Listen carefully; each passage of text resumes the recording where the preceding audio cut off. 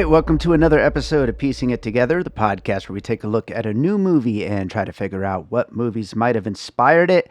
But today on the show, it's one of our trailer roundups, and we are going to be joined by Jason Harris from Awesome Movie Year to talk about a bunch of trailers for a bunch of movies coming out in December of 2025. I can't believe we're at the end of another year, but we got a lot to look forward to this month and a lot to look forward to next year. And so we got that coming up here in a second. Before we get to it, I do want to remind you, as always, to make sure you are subscribed to Piecing It Together so you'll find out about all of the episodes as they come. Also, I'll mention it during the episode, but I'm going to mention it right now. We've got a live show coming up at Maya Cinemas on Thursday, December 18th on The Housemaid. It's going to be a fun one. And at the time that this episode goes up, you can win tickets right now by going to piecingpod.com. Hope to see you out at these live shows. I'm planning some more for 2026 and getting to go watch these movies at the theater with you guys and then recording the podcast right there in the theater with you in the audience is the most fun way to do this show. So I would love to see you out at these live shows, starting with The Housemaid on December 18th. So check out piecingpod.com for more info on that and how to win tickets. And now, before we get to the actual episode, usually I would do listener puzzle pieces for last month here. But to be quite honest with you, I forgot to post asking for listener puzzle pieces until like an hour ago at the time I'm recording this. And quite frankly, I have too busy of a week to wait for responses. And since I didn't get any other than a lovely message from Brandy Bell, Jason's Awesome Movie Year co-host Josh Bell's sister, saying she can't wait for the trailer episode. So thank you, Brandy. Didn't get any puzzle pieces quite yet. So you know what? Send in puzzle pieces next month.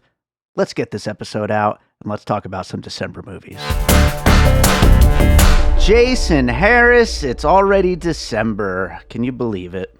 I'm excited, Dave. I love the holidays. Dave, do you feel like, because you grew up back east, until it gets cold out here, you don't really feel like you're in the holiday season? I never feel like I'm in the holiday season. Because you hate holidays, or why? No, because the end of the year is always like, end of the year catch up on movies. And so all I'm doing is watching movies and ignoring the world around me. And it's like a sad existence of just living vicariously through movie characters. Is it? Or is that your dream existence? Yeah, it's perfect. I love it so much. You're right though. Although my neighborhood does a lot of decorations, so I do get that anyway. I get like our whole street is just like these enormous, beautiful lights and just like really cool shows. Oh, I might have to come up there and take a look. Last week really sealed it for me. We're recording the week after Thanksgiving. The day before Thanksgiving, I took my daughter up to Mount Charleston and we played in the snow, and that really kind of brought me to the spirit of the holidays. Yeah, that is always fun. I love that. Well, let's take a quick look at our November trailer list, see what we ended up watching. Okay. We'll get to this month. You're down for this plan? Okay. I'm into it. Jason, this is already off to a good start. I think I got stuff on my collar here. Nobody cares about what's on your collar. Nobody's watching this on YouTube. Just read the goddamn trailers from last month, idiot. The reason we are fighting is because the first movie was Die, My Love. See how I did that? I watched this movie. Jason, did you watch Die, My Love? Not yet. I just have access to it now. I'm going to watch it. I'm excited. Depressing. It's all right. Jennifer Lawrence, big time performance, right? So. Yeah, I didn't love it, but it's their performances are very fun to watch. There's at least that going for it. Frankenstein was up next, which I did do an episode on. I was also a little let down with that, but a lot of people love it. Did you see it? I haven't heard many people love it at all. I've heard how boring Really? it is, and it seems to like not have tracked all that well. But I didn't like his Pinocchio either. I mean, I need something new from Guillermo. Enough of these reimaginings. So. I'm with you on that for sure, although I did like Pinocchio, but still, I'm done with the reimaginings. Let's get something new from him. Trap House was up next, which... this is the one of the month that I don't even remember what it is. There's always one every month. I don't remember what it is either. Yeah. I loved it. I bet it was good.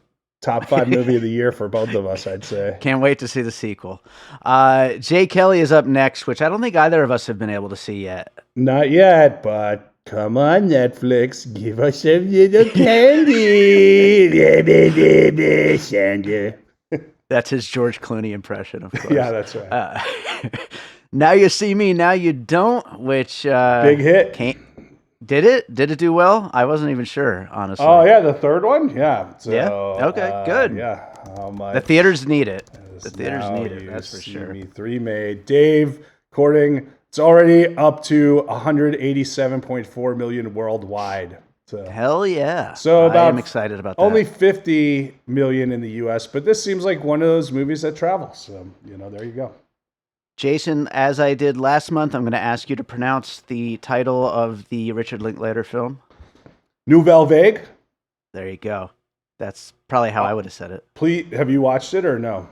I didn't. I haven't watched either of his movies yet. I need watch Nouvelle Vague, and it will be highly likely that I will be talking about it on our top 10 list at the end of the year. If you're a film fan, this movie is for you, especially if you're steeped in the history of the French New Wave, which they don't bother explaining who these characters are or like what their kind of impact is. I mean, they kind of like do it as if you already know. Like they'll be like, "Oh, it's Jean-Pierre Melville."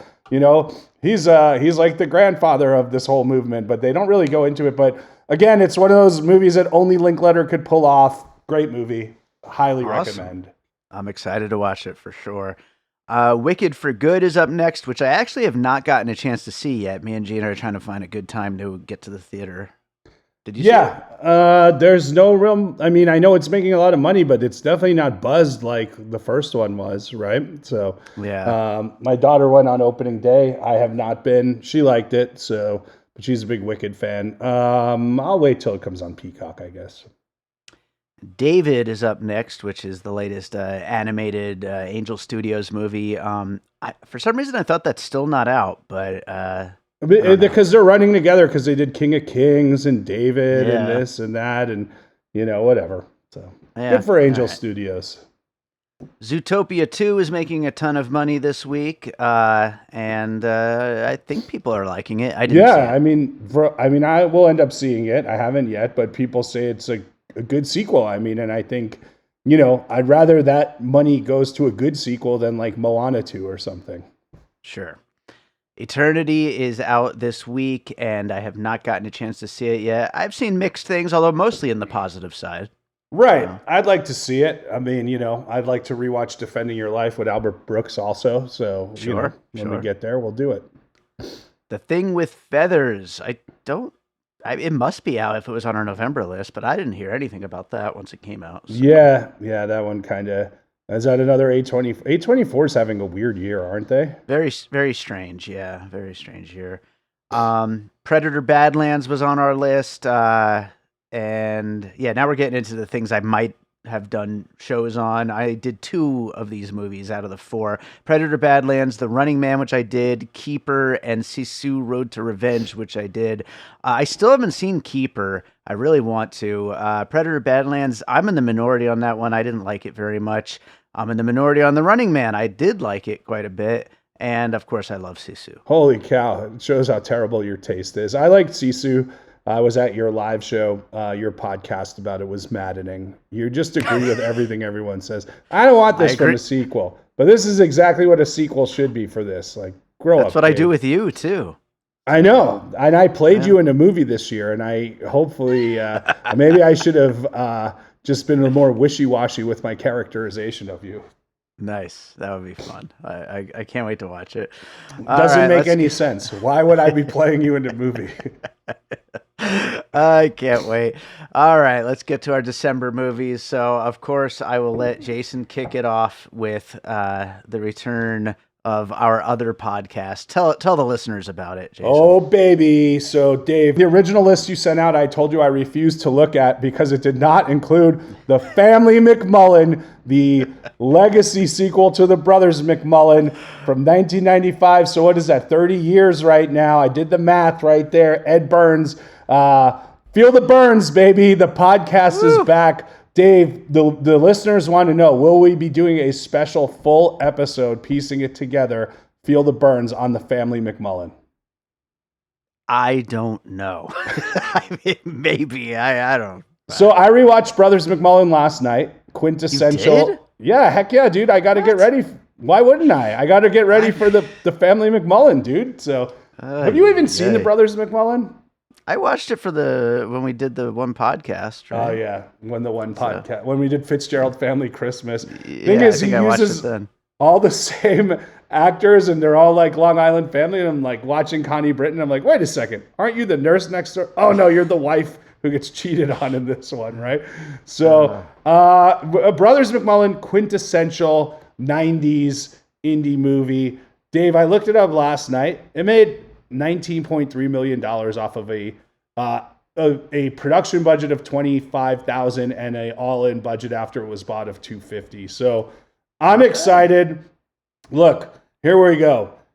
Legacy sequels where now the young guy grows up and is a dad. Happy Gilmore 2. We just saw that right there, right? So it seems like it's a lot of the kids coming home and dealing with the parents. So I put Home for the Holidays, which is the great Jodie Foster directed film that I just watched with my daughter for Thanksgiving. Good Thanksgiving movie where Holly Hunter comes home and has to deal with her family.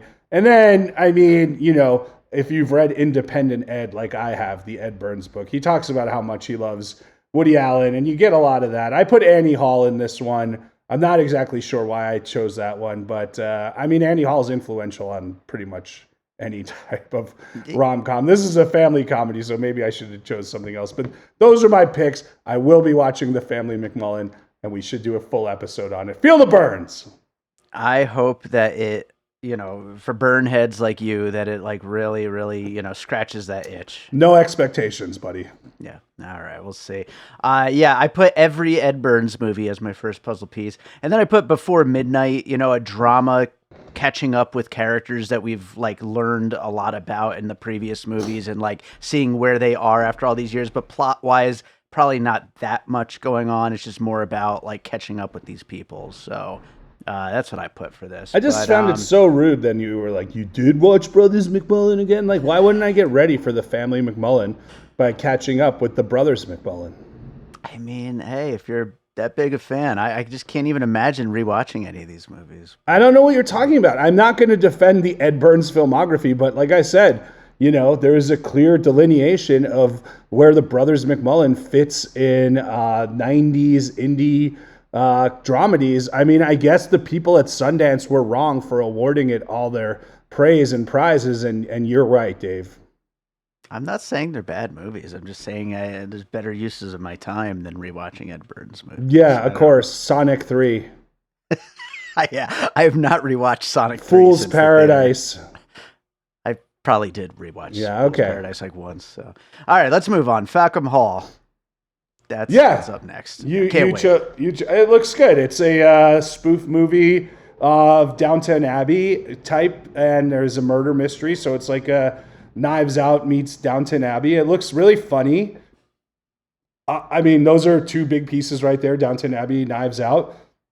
I put The Naked Gun, and I put Clue because of the kind of murder mystery. And Dave, we just covered an interesting movie on Awesome Movie Year, was our friend The Go-Between, which takes place on one of these big, huge manors. So I put that one in there as well. Yeah, and when we did our live show on the new Naked Gun, I said, like, I wonder if this is going to kick off some, you know, a new run, which I know we argued a little bit about whether or not that movie was even a parody to begin with. But, like, you know, this kind of spoof parody kind of thing, if they were going to start seeing more of them, because it's been so long since we've gotten any of these movies. And so to right off the bat be getting one that actually looks good is pretty exciting, because I do love these kinds of movies. So, I will include, along with Downton Abbey, of course, which is the main one. I mentioned this on the top 10 first-time watches of last year episode, a movie I found called Hotel with an exclamation mark, which was a made-for-TV spoof movie that like very much is like right in the style of the old Zaz movies, and was just kind of a forgotten one somebody brought up on Twitter, and I watched it and just was dying the whole time. So Anybody who hasn't seen Hotel, go watch it, and I can't wait for I Fackham mean, you Hall. said it's So. only. Where do we find it? I have it because it's on my I found it watch on list. YouTube. Okay. I found it on YouTube. I'll send you a link if you can't find it. So yeah. The log line: the U.S. president unexpectedly checks into a sleepy hotel in the heart of England, where he is held hostage by terrorists, and even worse, attended to by a host of wacky characters who obviously don't get out much. It sounds wonderfully, delightfully British, and Yes. I'm into it, buddy. Absolutely. See, we're friends Next, again. It's we're the friends holidays. again. That's always a good thing. Next up is Wake Up Dead Man, the new Knives Out mystery, which will be on Netflix December 12th. I've actually seen this movie already because they did do a 1 week screening in theaters, and I got a chance to catch it. But this obviously brings back Daniel Craig's Benoit Blanc for a new mystery, this time set in a church. It's got, of course, a big cast of characters led mainly by Josh O'Connor. And I think fans of the Knives Out series will probably end up liking it, even though I was a little let down by it. Yeah, I mean, I hear it's not the best one. I mean, I didn't like Glass Onion. The thing is, I didn't dislike Glass Onion, but it was pretty obvious where it was going. Whereas, like the first Knives Out is such a like it's so tight and like great that it's tough to live up to that. But I mean, obviously, this is now becoming a holiday tradition with Knives Out, so that's exciting.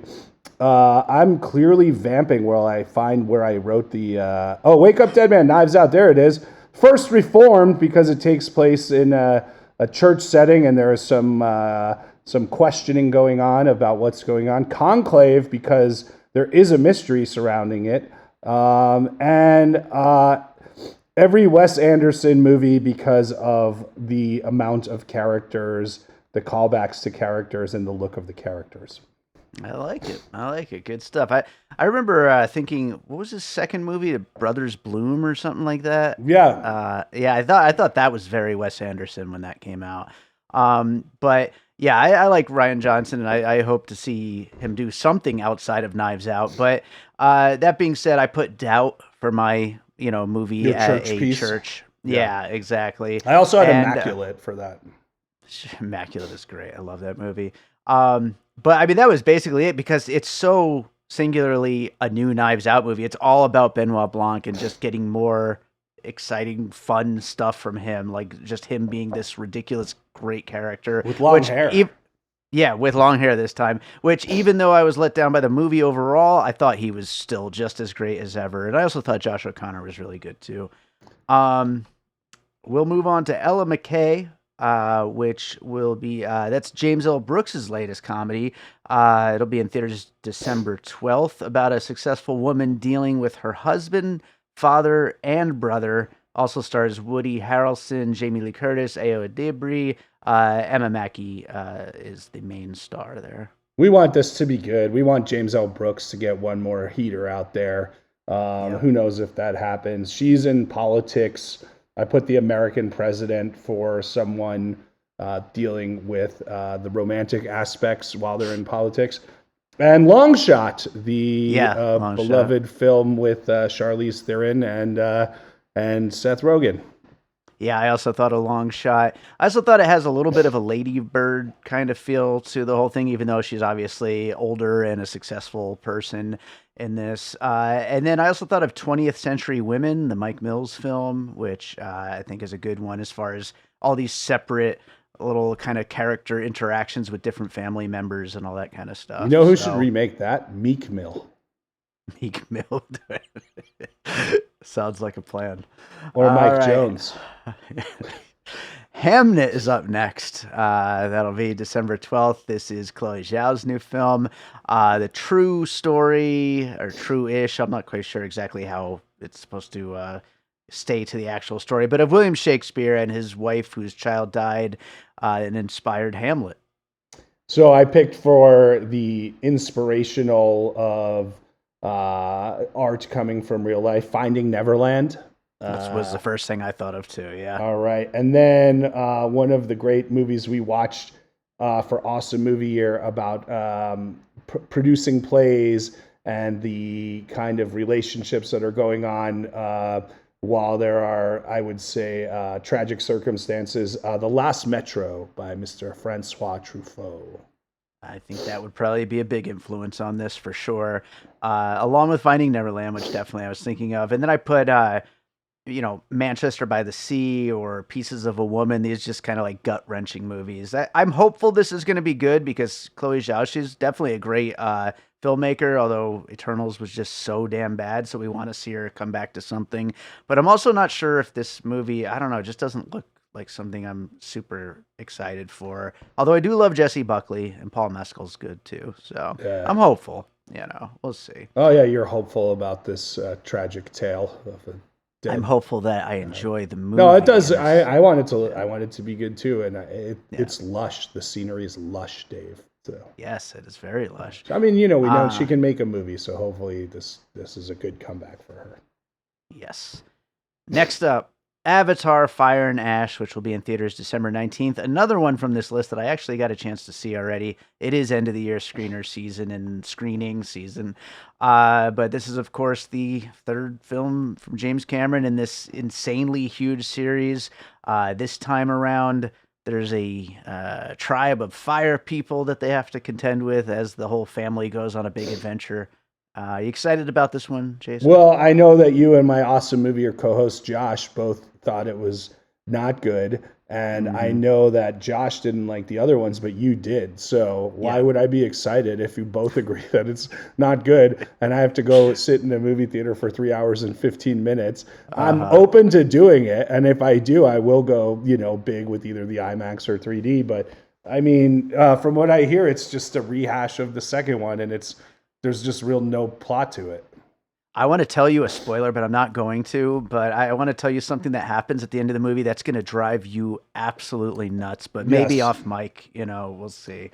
But I'm guaranteeing you it has something to do with the logic of the story, because that's what when people just shortcut logic and it doesn't make sense, and you can easily have one conversation to fix it. That's the stuff I hate in movies. Oh, drives me nuts too sometimes. But Dave, any seen puzzle the movie. pieces? Yeah, you've seen the movie. Why did I write down "Do the Right Thing"? Oh, because it's hot and the fire people? Is that what it is? Maybe. It's a hot day of summer. Yeah. Maybe I did write it down. I have no idea. I can figure out why I wrote down "Return of the King," the third in the series of a prestige. A film franchise, and Moana obviously is always going to be related to Avatar because of the water people and everything like that. Yeah, I also put down Return of the King, and I also put down The Legend of Zelda because there's different tribes that deal with the different elements. So, which we'll be talking about a Legend of Zelda movie next year. Captain Planet. There you go. That works too. Wind, fire, water. That's where we're headed with these movies. He's going to bring pollution down to zero. Next up is This Thing On, which will be in theaters December 19th. Bradley Cooper's third feature as a director. He's also in it, of course, and it's about a stand-up comic. Will Arnett stars, Laura Dern also. I'm excited about this one. I'm sure you are too. Yeah, I mean, to be honest with you, there are a lot of misses, I think, with stand-up comedy movies. But this looks, I like Bradley Cooper as a director, and this looks pretty good. I'm excited for it too. I mean, one of the misses to me is Punchline, where I just didn't buy into the kind of process and how the characters look, great actors, but I didn't buy into the stand-up comic element of it. One that I did buy into, which is a very little seen, underrated movie, a Frank Whaley film called The Jimmy Show, which is based on a play called Blood in Your Veins or Blood and Thumbtacks in Your Veins. I don't know, but it's a really cool indie movie about a guy whose life is like Will Arnett's character, falling apart, so he just becomes a comedian. And then, there's so many, Dave. Louis, the whole series of Louis, Don't Think Twice, the Birbiglia improv movie, Obvious Child. I have a Marriage Story in there because of that whole element of it. And then another great recommendation, if you do like stand-up comedy movies about stand-up comics, which I think is maybe the most honest one, Henry Phillips' Punching the Clown. All right. So I've given you two really great, underrated stand-up comedy movies about stand-up. That's the Jimmy Show and Punching the Clown. Those are and if you haven't seen Obvious Child, then that would be the third. So. Oh yeah, Obvious Child is great too. Yeah, I couldn't remember if Don't Think Twice or Sleepwalk with Me would be the better pick here for. I think they're both projects. They're both viable. Yeah, both good. And then I mean, there was like a whole. You mentioned Louis, but there was like a whole slew of like comedians getting those dramas about their lives falling apart and mixing that with comedy. So Pete Holmes had the one, and Crashing. Master of None, Crashing, yeah. All those HBO series, they were like almost all on HBO. Yeah. Better Things, the Pamela Adlon one. Sure. Yeah. So, I mean, I hope this is great. I really do. Yeah. Absolutely. Next up is Marty Supreme, another one that I've seen already. It'll be in theaters on Christmas. It's Josh Safdie's solo movie with Timothée Chalamet playing a narcissistic young ping pong player. It's so damn good. Jason. I'm really excited for it. I'm really excited that. Did you get the swag? No, I told M.N. Miller was my guest on the episode, and he got it, and I told him he has to save me a ping pong ball. So what they do is, and there's got to be a reason they send out 57 ping pong balls, which I'm sure plays into the movie.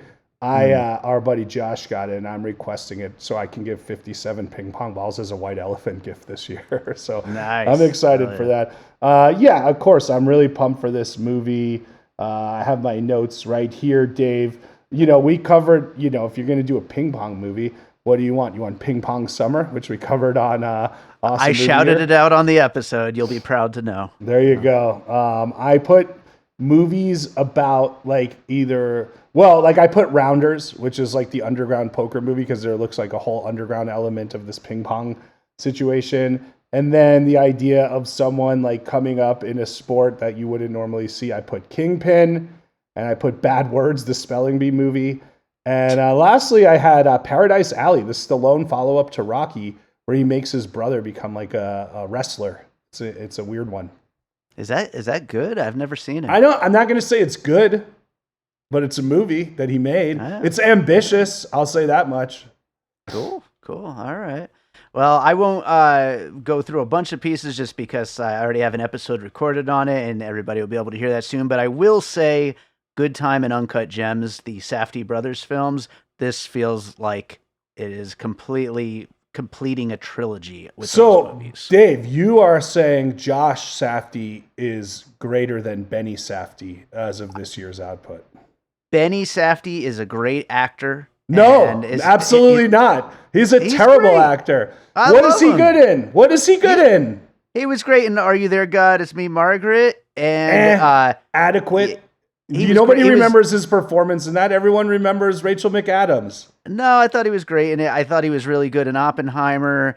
He barely did anything. He had like three lines. He's a serviceable actor. Okay, fine, serviceable. I'll give you. And terrible in Happy Gilmore 2 as the villain. He's so much fun in that, but no, he's not. He doesn't. Yes, he is. We talked about it on the episode. He's totally. How do you go from Shooter McGavin to this guy? Like he's not a good actor. We talked about it, as in me and Joe disagreed with you. I think. Wow, you have Joe on your side. Wow, the arbiter of good taste, Joe Black, who made me play you in a movie. Which I'm really excited to see, actually. Just stop. He's not a good actor. Okay, but we can say The Smashing Machine, not very good. So, it was all right. See that yet? Yeah, I did. It was all right. It wasn't great. Yeah. But I'm saying, going back to the original premise, Josh Safdie, you are saying, crushes. He smashes Benny Safdie this year. Yeah. Yeah, that's where the energy is, for sure. All right, next up, Anaconda, which will be in theaters also Christmas. Paul Rudd and Jack Black are two losers who set out to make a reboot of Anaconda, the classic Ice Cube, J-Lo, John Voight B movie.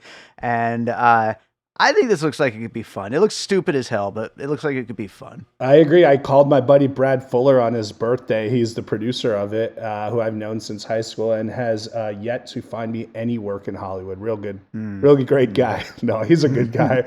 But he told me when what happened was they had the rights to it, and this guy came in with just this wild pitch, and they were like, that's totally different than what we were expecting, or so that's what they went with.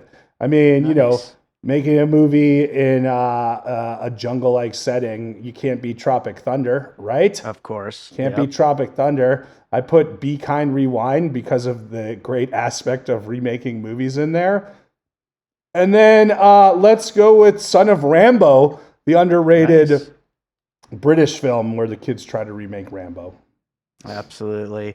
I had Tropic Thunder as well. And then I also put Peter Jackson's King Kong because Jack Black is basically playing Carl Denham again here. Like, he's going to the jungle and making everybody, no matter what, even if it kills them, get the things. So. Yeah, there you go. Too bad he doesn't say go. "Hamana yeehaw" in this one. Oh yeah. By the way, I really hope John Voight has a cameo in this. It would. Just I do be too, so but much only fun. if he's talking about his really great political views. That's okay. If that's what we got to get, that's what we get. All right, our last one for the month is Song Sung Blue, which will also be Christmas. Craig Brewer directs this story about two performers in a Neil Diamond tribute band who are in love and making a go of their little version of stardom, and it looks like a really fun time. Yeah, and we like Craig Brewer. I'm glad he's back. All right, Tender Mercies. I mentioned it before. Robert Duvall, 1983, one of the best acting performances I've ever seen, about a down-and-out country singer trying to just kind of scrape back into life, which is kind of what the Hugh Jackman character is doing here. I put Duets, the Gwyneth Paltrow and Huey Lewis movie where they're both duetting, and then I mentioned Burt Wonderstone because I like the idea of the Vegas connection of like, hey, we're in a tribute band. Hey, we're in we're magicians, right?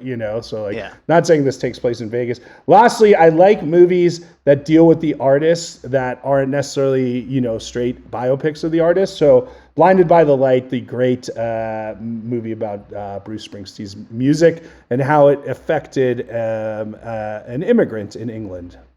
Yeah, I think that's actually a good one because this is about how Neil Diamond's music, affects these two. So I think that's like going to be ultimately what it's all about. But you didn't bring up Saving Silverman, so I will, of course. I just said Hamana yeehaw. Isn't that from Saving Silverman? It is, but you didn't. For anyone who doesn't know, you didn't mention it. So, and then Rockstar, the Mark Wahlberg movie where he is loosely based on Judas Priest, right? Isn't it? Was that, I thought, what was the one with Rainn Wilson? Yeah, what was that movie? Yeah.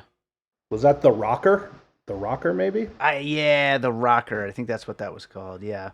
But yeah, so that's what I got there. I also thought of Wild Rose, the Jessie Buckley country singer, just because they seem like they're messes, these two. And this is their big shot. But the last one that we'll also mention is I am doing a live show at Maya Cinemas on December 18th on The Housemaid. This is Paul Feig's new film starring Amanda Seyfried and Sydney Sweeney. We'll see if it could break the Sydney Sweeney 2025 curse. But it seems like the early buzz on this is that it's a really fun time, so I'm excited for it. I mean, it looks good and it looks juicy and, kind of like really... Paul Feig is good at making those kind of like simple favor movies, and this one looks like next level up. So I'm interested in it, brah. Yeah, I can't wait. Hopefully it'll be really campy, really over the top, and should be a really fun time. But that is our list for December. Jason, is there a movie you watched recently you want to recommend? Yeah, I mean, you guys have already all seen it, but I was late to the jump on 28 Years Later, and since we're talking about legacy sequels this month, you can't do much better than that one.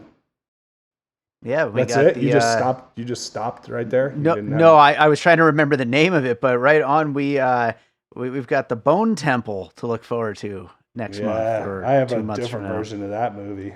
Yeah, penises and vaginas. That's really the title they came up with for that movie. Jason, promote some things. What's happening? I mean, honestly, Dave, just running a lot of trivia nights around town. You got to come out and play. Dave still has a free chips and dip waiting for him if he ever shows back up at Jive Turkey. You can find me on Instagram, Jason Harris Comedy. And also, please follow The Trivia Party on Instagram.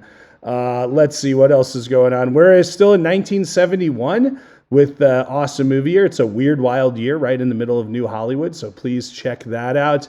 And eventually we'll get back to doing comedy when things are things again. But, things aren't really things right now. So trivia! There you go. Jason, Happy New Year. Dave, happy holidays, you big Jew. Are you going to join me for a Hanukkah dinner? Maybe. That would be fun. Maybe we can make it work. I think we can do it. Also, we should tell the audience we just covered Harold and Maude on Awesome Movie Year, and we felt that Maude was a combination of your mom and my mom, so that was great. That's really nice. That's a good message to ring in the new year. So, thanks, Jason. All right, so I hope you enjoyed that conversation with Jason Harris about some trailers for movies coming in December 2025. Hey, that's this month.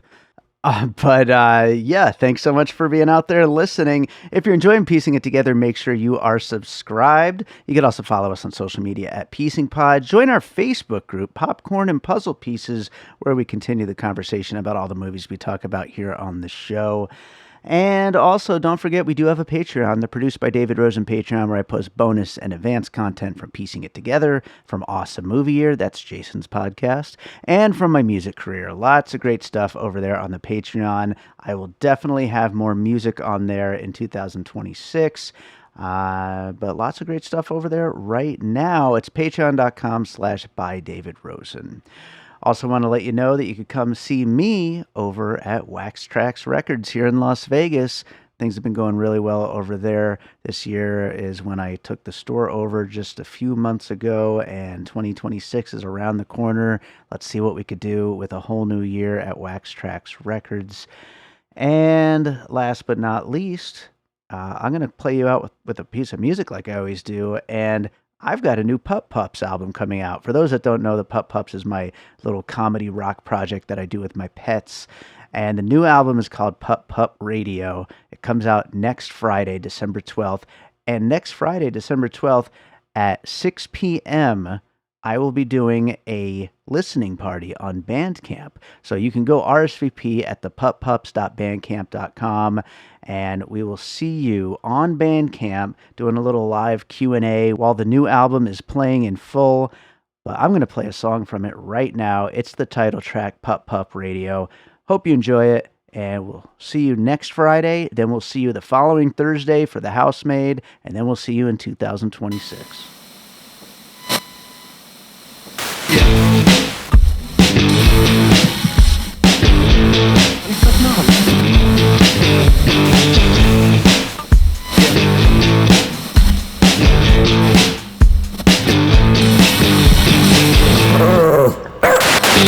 Another song about a dog who barks and snappers every day. Another song about a cat who always wants to play. Another song about a cat who's black and also white. Another song about a cat who bugs us every night. Hear it all on. Hear it all on Pup Pup Radio. Hear it all on. Hear it all on Pup Pup Radio. Another song about a dog who's older than the devil. Another song about a cat who jumps up every level. Another song about a cat who's oh so pretty. Another song about a cat who is adorably squishy. Hear it all on. Hear it all on Pup Pup Radio. Hear it all on. Hear it all on Pup Pup Radio.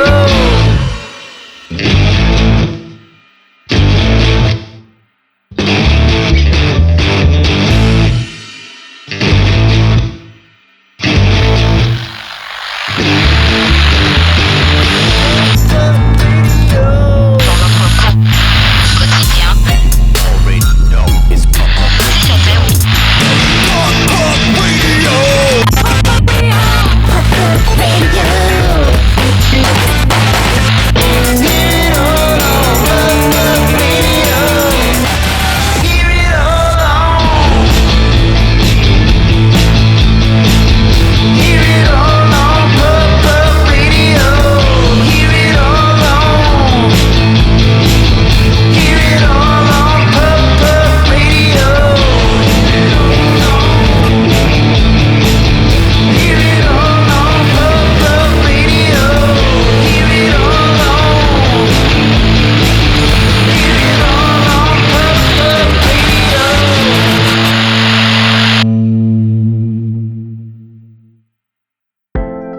An All Points West production, produced by David Rosen in Las Vegas.